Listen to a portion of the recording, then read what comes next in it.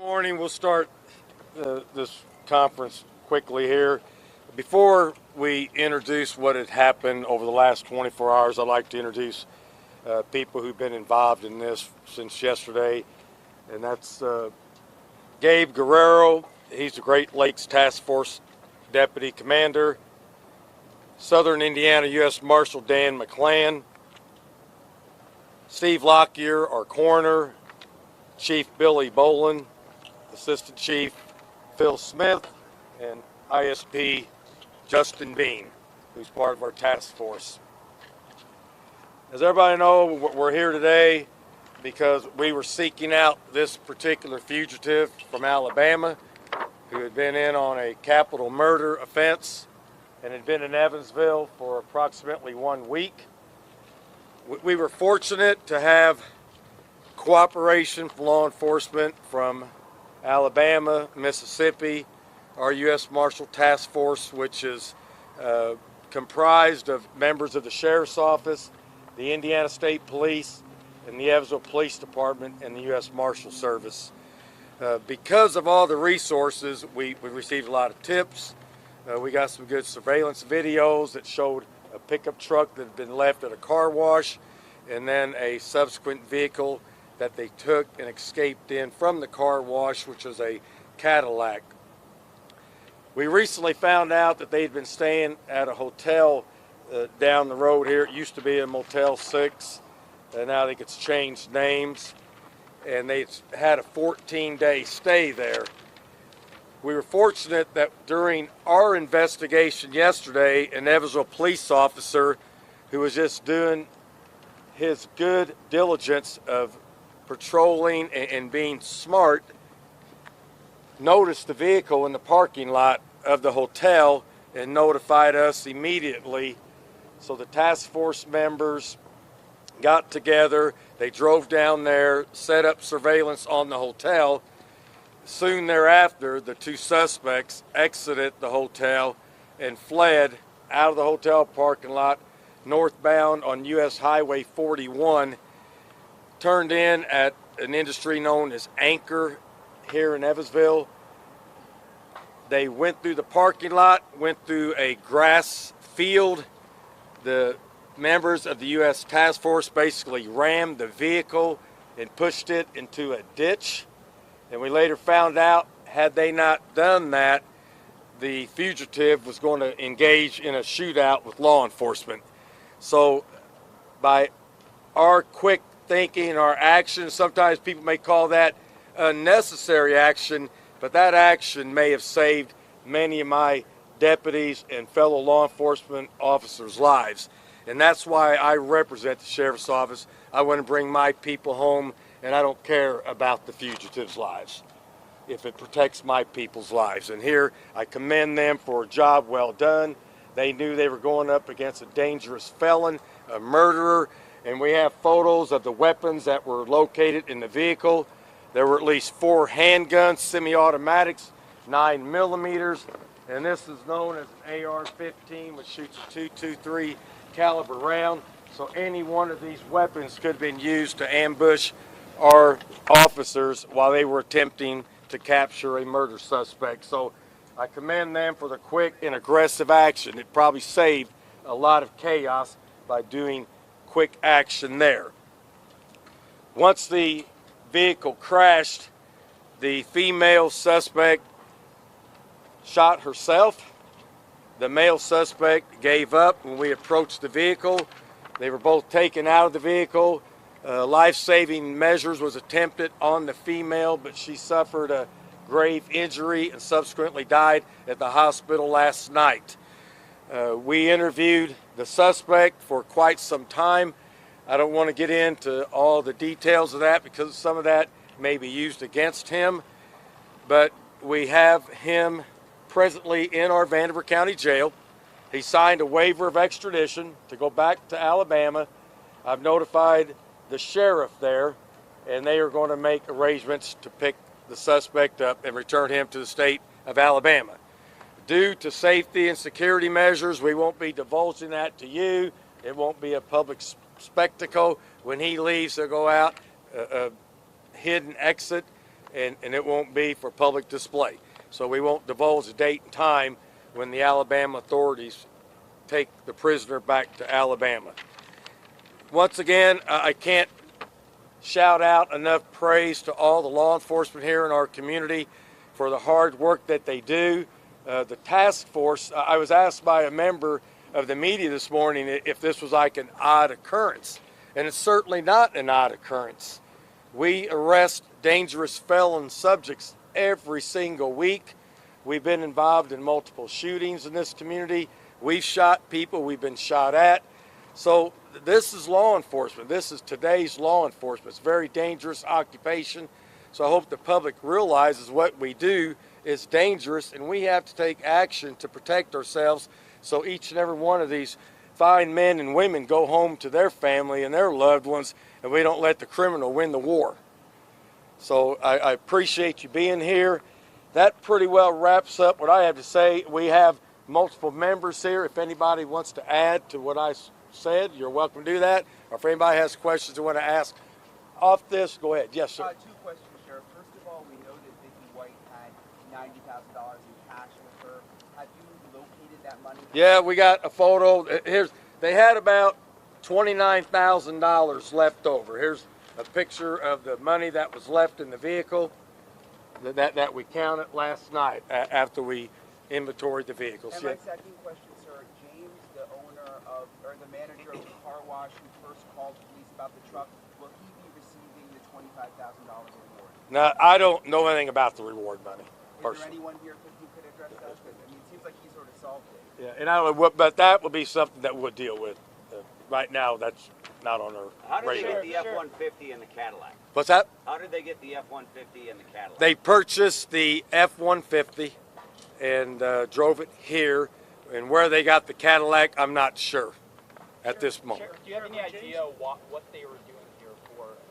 Well, I think he said that he was just trying to find a place to hide out and lay low.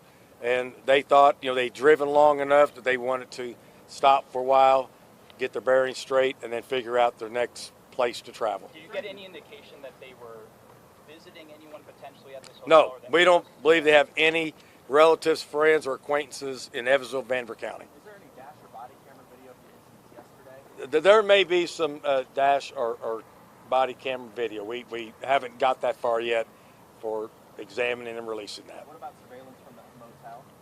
And there may be, but like I said, that's a lot further into our investigation. Sheriff, can you please speak to James Stinson, who called apparently on Tuesday to report not only that truck, but also the seen images of Casey White with tattoos on his arm, and was told there's nothing we can do right now. It's not reported as a stolen vehicle. Those were his words. Why did it take so long to get a response? Okay. Well, here, I'll let the police chief answer that. So I'll back up just a little bit. On May 2nd, we had an officer on the evening of May 2nd proactively driving through lots, and he was running plates just to see if they were stolen. He actually was the first one to run this plate on the evening of May 2nd, and it didn't come back stolen, didn't return anything. On May 4th, we got the call to the car wash, and the first officer went out, and the caller was not on scene when the officer was there. We do have body camera footage of the officer running the plate, looking in the car. He ran the VIN number, and then he left because it was an abandoned vehicle that we can't tow that. It would have to be 48 hours at the owner's request of a place before we can tow it off private property. But the owner of a residence can choose to have it towed on their own. He called back a couple hours later and had not seen the officer on scene, so we sent another officer back out, met with him. The second officer that went out also ran the info and explained the process to him, that we would have to wait 48 hours before we could tow it, but if he wanted to tow it on his own, he could. And that's when they towed the vehicle, was on May 4th after that second run.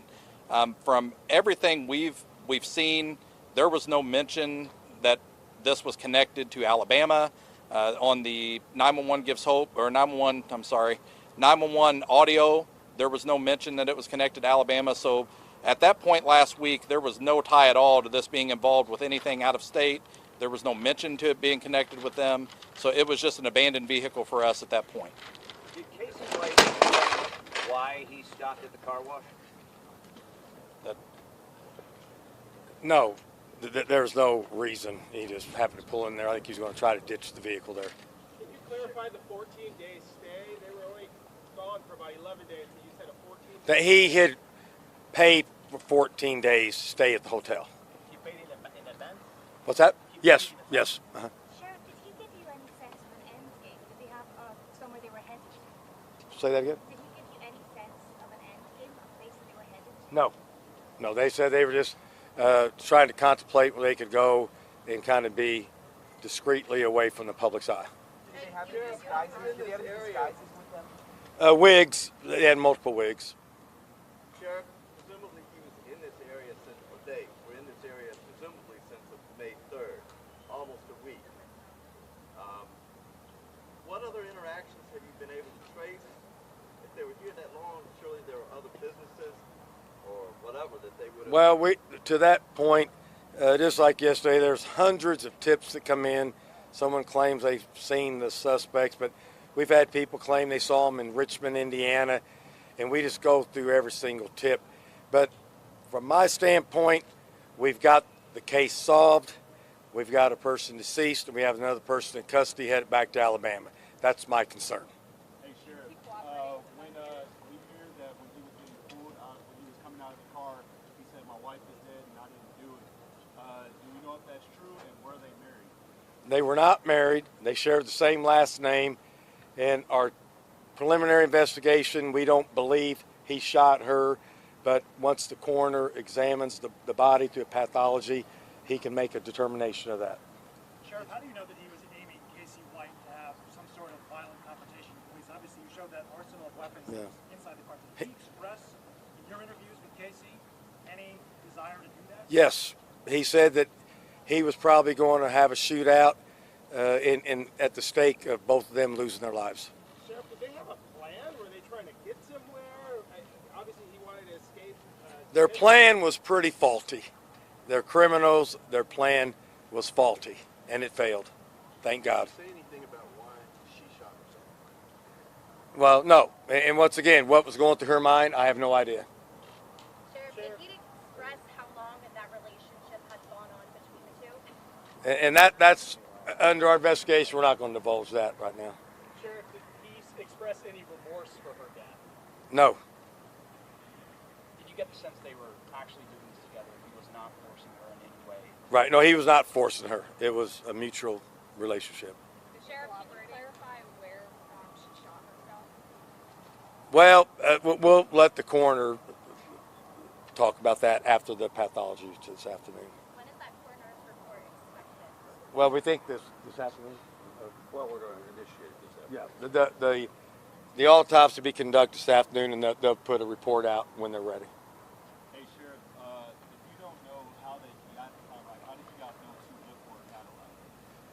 No, we saw the Cadillac in surveillance video at the time they ditched the pickup truck, and then they left in the Cadillac. Is he cooperating with what he was facing in charges here? We're not going to charge him here. He has much more serious charges in Alabama, and we want to get him down there and let them take care of that. Were any drugs found, Sheriff? We haven't found any drugs of any significance. Sheriff, you run a jail. How do you feel that somebody that works in a jail, of course not in jail, but somebody that works in a jail did this? Well, it's certainly an unpleasant thought, and it's kind of shocking that somebody would do that. But remember, they're human beings, that they have their own minds, and for whatever reason, that they've developed some type of relationship. And so it's startling, but, you know, they're humans, make mistakes. Sheriff, how many law enforcement vehicles were damaged? Maybe 3 at most. And that's a small price to pay to stop a murderer.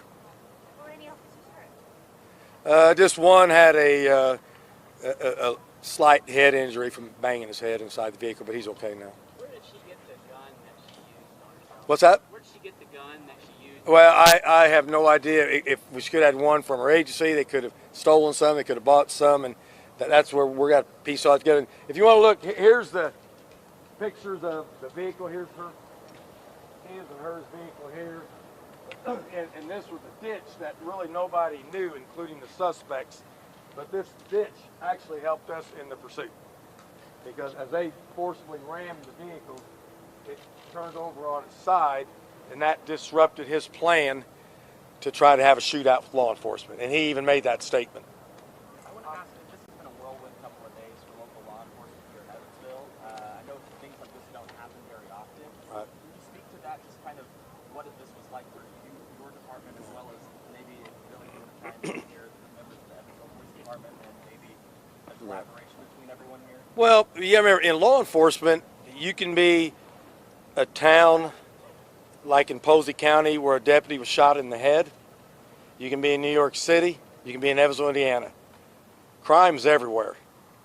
Unexpected crime, violent crime is everywhere. So we never go to work thinking we're not going to encounter an unusual or serious situation. Like I said, our task force members routinely go out and arrest violent felons, murderers, and they get shot at, and they get attacked, and they get resisted. We get involved in pursuits. We're in a very dangerous occupation. And Evansville, Indiana is a fairly large community. I think people forget that. We're 180,000 people, and we're a hub of a very large demographic area, so we serve a population base of over 350,000 people. And it's conducive for criminal activity. And we have to prepare for that every single day.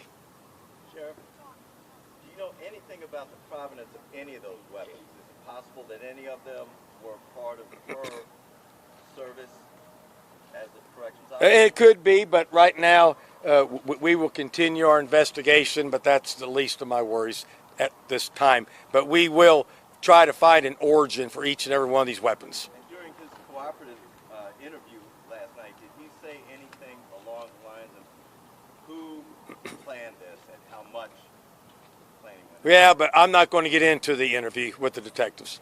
What about the money? Where did the money come from? Do we know that? Well, she supposedly maybe sold a home before she left town and got a large sum of money from that. Was there any negotiation with Vicky before she shot herself? Was there what? Any negotiation? Did you have any communication before she shot? I think she may have had a little bit of communication with our dispatch, possibly. I wasn't aware of it 100%, but I think she may have been talking to our dispatch. Was Sheriff, is that a police-ordered issued taser there in that photo? That's from her duty belt. This is her duty belt she wore as a confinement officer, correction officer in her home state of Alabama.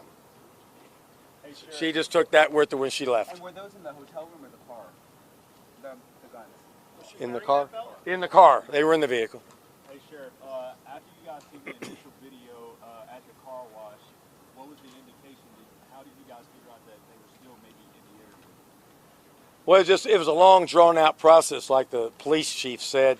It's just bits and pieces of information kept coming in and tying things together, and it wasn't till over the weekend where it looked like more of a possibility that they had been here for sure. And once again, after 6 days, it was just hard to believe they were here. I wouldn't think somebody on the run would stay in a community like Evansville for 6 days. But we brought the resources in and continued our investigation based on the information we had. Sheriff, following As up far on as that. in the jail right now, is he being held in the general population or? No, he's just in a holding area. Now, they were at the hotel for quite a long time. Is there any indication at all that maybe the clerk or someone who worked there knew it was them? I mean, this is a nationwide manhunt. Could they have possibly been threatened? Well, I mean, we don't have any reason to believe that right now. But once again, we're less than 24 hours in this investigation. We have a lot more of the puzzle to put together. Well, how So many days was that surveillance at the hotel? Just yesterday. Yeah, yesterday. A very short window of time. Was Casey White injured yesterday and how? He had a couple bumps and bruises from the crash. Sheriff, can you confirm that there's a Facebook video that was circulating at the side angle of the arrest actually taking place? Can you confirm that it was Casey White in that video? I haven't seen the video, but Casey White was at the scene, so you got that for sure. Presumably. Also, can we get JPEGs of those posters so that we can actually have a digital version of that when you're showing us? Possibly, yeah. Sheriff, what was the approximate amount of time after the crash that I think you shot herself? I think it was almost instantaneously. Before our deputies and task force members got to the vehicle, she had shot herself. I know you said it used to be a Motel 6. Can you say the actual name of the hotel? Yeah, I got it written down here. Motel 41. Is that near nearby? Yes, probably less than a mile south of here. North, Dave, it's actually to your left. Oh, I'm sorry. Yeah, I'm sorry. I apologize. To the left. I'm sorry. Was that F-150 pre-purchase She had bought that vehicle. Yes. in Tennessee or Alabama? I don't know where she may have bought it in the state of Tennessee. I'm not sure. But did she purchase it ahead of the escape like No, I think after. Sorry, the marshal said that car was actually purchased by Casey White for $6,000 in Tennessee the same day they escaped. Is that not accurate? That's probably accurate. Chair, can we see a focus shot of Casey one more time?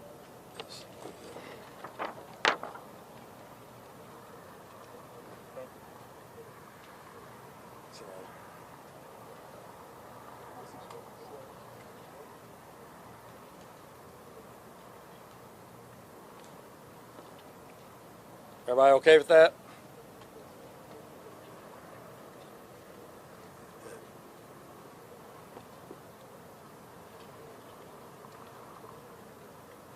And I know you've asked a lot of questions, and as the sheriff, I think they're good media-related questions, but we're trying to take dangerous people off the street, and so a lot of the where they bought the car and where they did this and that is a minor concern versus us getting them off the street and making our community safe. Now, this investigation will go on maybe for weeks, and we will uncover things in the future that we don't have at this time. But like you said, we're less than 24 hours from the time that we were involved in pursuit, a serious crash, and somebody losing their life. Sheriff, agencies are involved in the investigation at this point? Several. We have the United States Marshal, the Indiana State Police, the Evansville Police Department, the Vanderbilt County Sheriff's Office, many members of law enforcement from Alabama, Mississippi, some members of the FBI, and probably agencies in between. So there's plenty of agencies involved. Sheriff, is someone in law enforcement or any of the people behind you who are involved in law enforcement, in your mind, what about her assistance in this 17-year veteran of a correctional facility? How did that assist? How did that help this take so long? I'm not understanding your question. As someone involved in law enforcement, Vicky White had a 17-year long career as a corrections officer. Presumably, that had something to do with why it took so long, over a week, 11 days, for this to come to an end. I'm asking, with her expertise, have contributed. There's absolutely no merit to what went on. All right, we were listening to